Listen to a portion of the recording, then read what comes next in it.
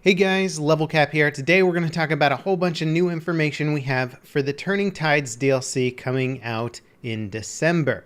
Now this concept here is brand new concept art of one of the new maps called Akibaba, and it looks pretty cool. There is actually a white box playable mode available on CTE for some select players, and it should also be available either today or tomorrow for other CTE players if you want to try out the map in the white box mode. It won't look like this, it'll just be kind of a basic layout, but it's a decent way for at least testing some of the map layouts and concepts. Also, this map is one of two that is going to be part of the Gallipoli Offensive. This is the British assault on the Gallipoli Peninsula in 1915.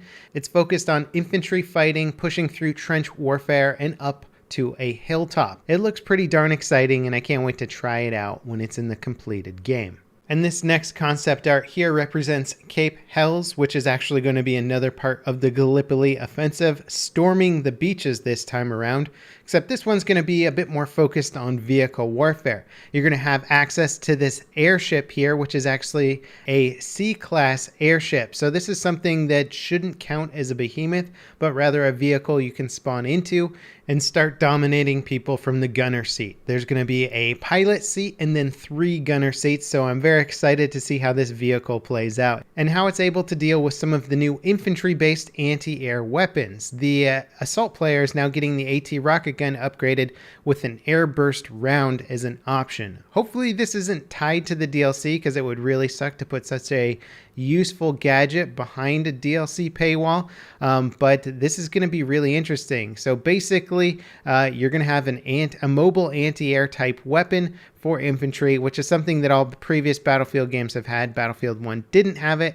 and it's allowed for a lot of aerial domination in this game. We'll see if this new assault weapon can try and tip the scales for the infantry a little bit. This next concept art is for the map called Heligoland Bite, which I don't know if I'm pronouncing that right, but this is really cool because it seems like they're going back to some old school Battlefield 1942 roots, in that they're going to focus primarily on naval and aerial combat. The map description reads, engage in an epic naval clash as British Empire Royal Marines and German Navy pit dreadnoughts, destroyers, and aircraft against each other, while infantry troops fight by the iconic red cliffs of Rocky Cove. This definitely sounds like it's going to be one of the bigger departures from traditional Battlefield map design. If you really don't like vehicle combat, then this might not be the map for you, but the fact that it's going to focus so much on naval and aerial warfare is really exciting to me, and I just can't wait to see the visuals that are created from fighting in a giant open battle on this map.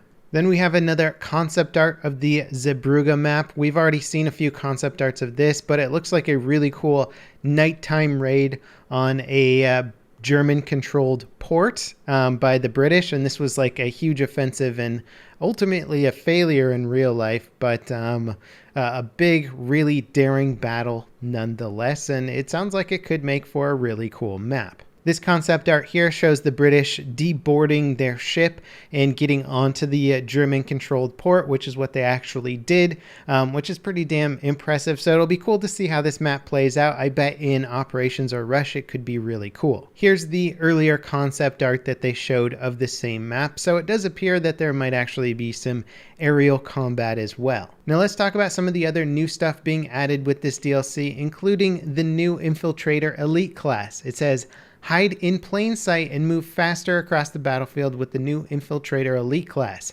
This strategic kit allows you to take advantage of a permanent sprint boost while calling in artillery strikes and deploying a mobile spawn for friendly troops. This actually sounds kind of interesting. It sounds more like a support elite class rather than the guy that's supposed to be on the front lines just destroying everybody. This is one that seems like it could be used strategically to great effect. In addition to that, one of the new vehicles is going to be an actual destroyer. So this is separate from the Dreadnought Behemoth. And the description says, rule the waves with the all-new L-Class destroyer, jump into one of the 4 seats and deliver mayhem to the sea, air, and ground using cannons, torpedoes, and anti-aircraft guns and mines. Again, this will not be the first time that players have been able to control massive ships in a Battlefield game outside of the behemoth mechanic. It was done pretty extensively in Battlefield 1942, and I'm excited to see how DICE implements this mechanic in the new maps. There's also going to be 6 total new weapons coming to the game, at least one of which will be a sidearm, so not too many brand new primary weapons. Then there's going to be a few new unlocks like ribbons, dog tags, that whole thing. There will be some new specializations, one which will modify your AT rocket gun for anti-air, I believe, and then one that talks about modifying your medical crates. These sound like they could be significantly more interesting than the specializations that exist in the game, and again, they will be unlocked through more assignments. Hopefully this time around DICE doesn't make them borderline impossible or just painful to complete. Now there's also the new Conquest Assault game mode. Personally, I'm not too excited about this. Conquest Assault was okay in like Battlefield 2 and they tried to redo it in Battlefield 3 as well. Personally, I think the game mode is very difficult to balance. It could certainly work, but DICE would really have to spend like a lot of time fine-tuning and tweaking the map to specifically work with that game mode, and personally I've just never seen them put that much time into game design or map design around one specific game mode. Their overall design principle with trying to shoehorn maps into every single game mode has never really worked too well, and so with such a finicky game mode like Conquest Assault, I don't see it working out so well. If you guys aren't familiar with Conquest Assault, it's kind of like Conquest, except the defending team starts off with all the flags, and if the assaulting team captures all the flags, then the defending team no longer has any spawn points left. So basically, once you full cap a map, you can force the game to end quickly. Otherwise, it's going to play out like a standard Conquest game mode after that, except that one team just starts without all the flags, and usually they get a vehicle advantage or something like that, so they can actually assault into the map, hence the name Conquest Assault. Sadly, it seems like EA is sticking to the formula of feeling necessary to create a new game mode for every single DLC, whether or not it's a good idea to create a new game mode or a game mode that seems to fit well within a certain DLC or a certain theme.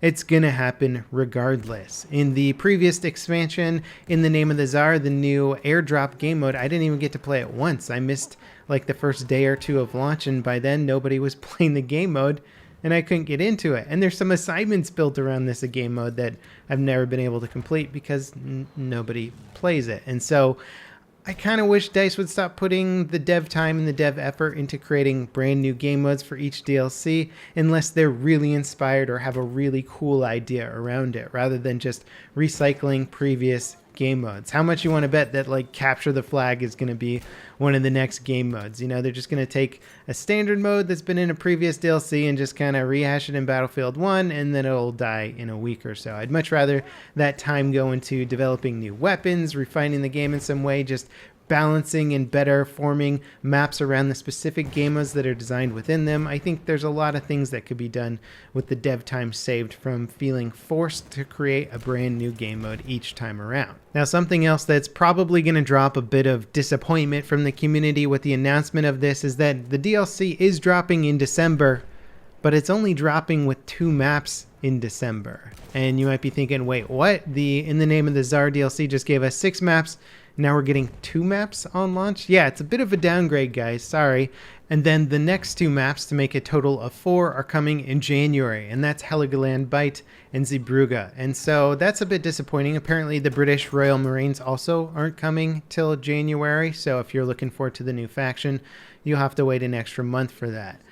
So it does seem like we're getting a little bit of a significant downgrade in terms of quantity of content from the In the Name of the Tsar DLC. Granted, the In the Name of the Tsar DLC was sort of being touted as a lot of extra content this time around, one of the most valuable DLCs so far. So if you are used to that quantity of content and now you're seeing what's coming in the Turning Tides DLC, sure, it's going to be a bit disappointing. It's just a little inconsistent is all. And I think that DICE might suffer a little from the inconsistency of it. And the fact that on CTE right now they're doing the white box testing for the maps shows that they're not even done with the first 2 maps that they're going to release in December. So it seems to me like DICE is really behind schedule on this one.